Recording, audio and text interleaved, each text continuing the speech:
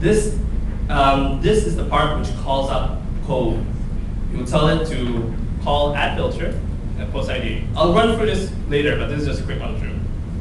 So I prefer to put this at the top because it makes it a lot easier to find where are my hooks called versus putting it all over the code. I have gone through lots of plugins and I find it very, very messy. There's no systematic way of documenting plugins. So what I like to do is I like to put my hooks at the top. So if I go through another plugin, I can instantly see, hey, this is how it works with my system.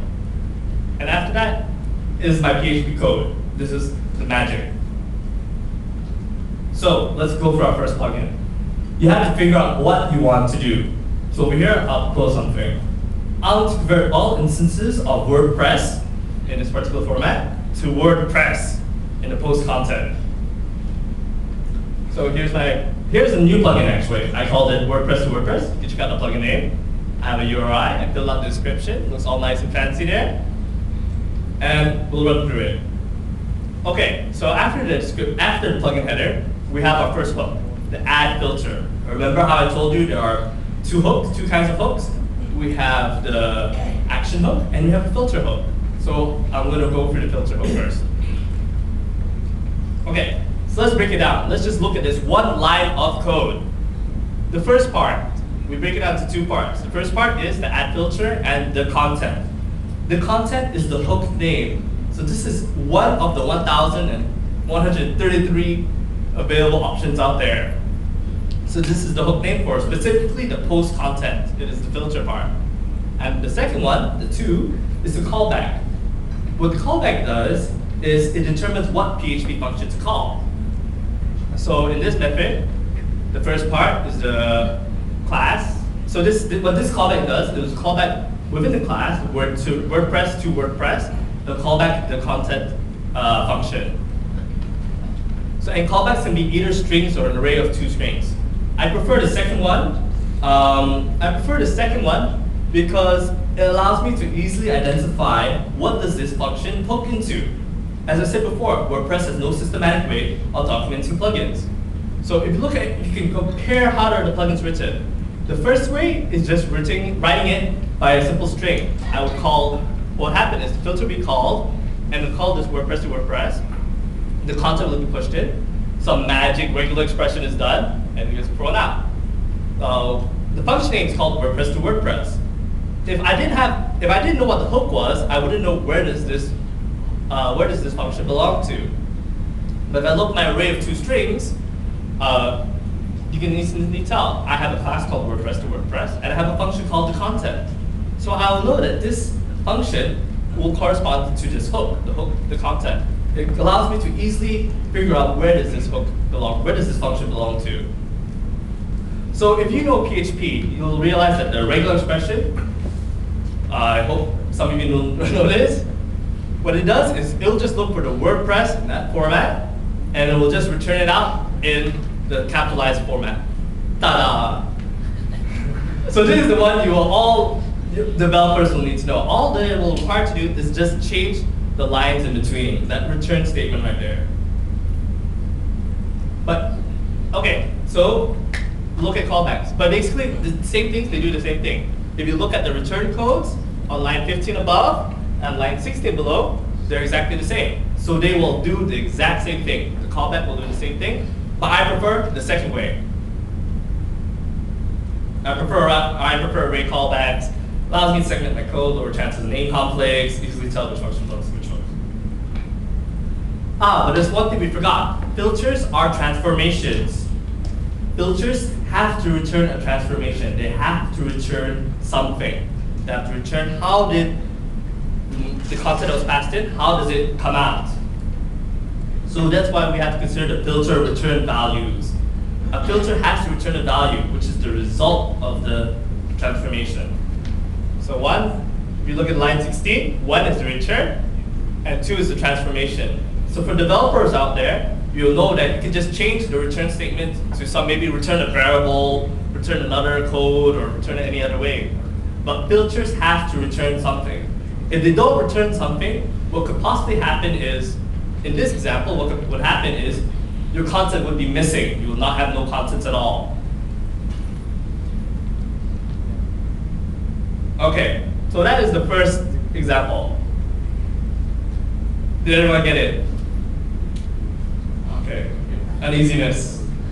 I can imagine you all hammering Twitter right now. Okay.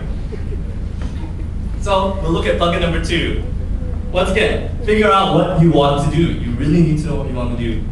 In this plugin, what I want to do is, I want to change that WordPress. I want to bold all those instances. Make it very strong in the post content such that you will notice this WordPress is sticking out. So once again, same plugin code. It looks the same, but it's different.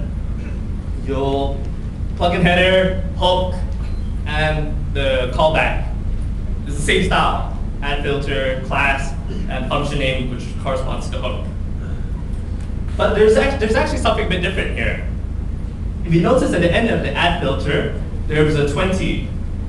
I need this because it defines the priority of my plugin.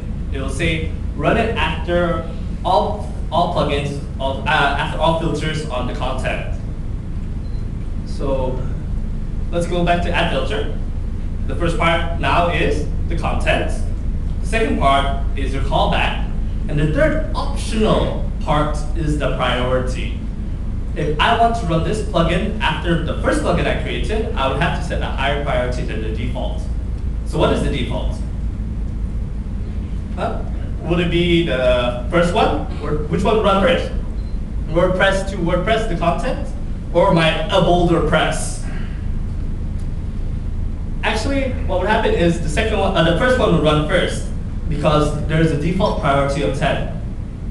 My new plugin, a bolder WordPress, has a priority of 20. I set it at a priority of 20. So the first one will run first. Smaller numbers equal higher priority. Larger numbers equal lower priority. Therefore, the order of execution, because priority is 10, WordPress to WordPress, the content will run first. And then after that, priority of 20, a bolder WordPress would execute, and both functions will run. So what happened is the first one, it would capitalize all instances of WordPress, and the second plugin, a bolder WordPress, would just bold it all. Let me go back a bit. So, okay. Once again, look at the callback, you'll notice the function. That is your PHP code. Developers, change this to what you want.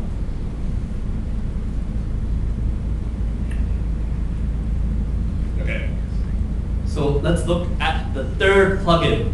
Once again, figure out what you want to do. In this instance, I want to add a class to represent a post that has more than 10 comments. So any post which has more than 10 comments, I want to change it. I want to modify it and add another class onto it. So we'll go through another plugin right now. Once again, plugin headers. You'll notice it's quite standardized actually. Plugin headers at the top, hooks after that, and your callback code after it. So this plugin is called popular posts. There you have it. But wait a minute, the add filter has changed a bit. This hook has changed a bit. So we have post class, popular post, the hook, the callback. The priority is 10, but we have an additional argument at the end.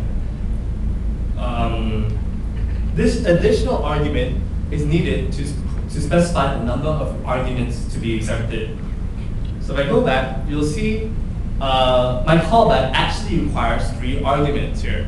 The first argument being the classes. This is a list of classes that will be included into the post. A possible class to include, and the post ID. This is the post ID, so you can configure it however you want.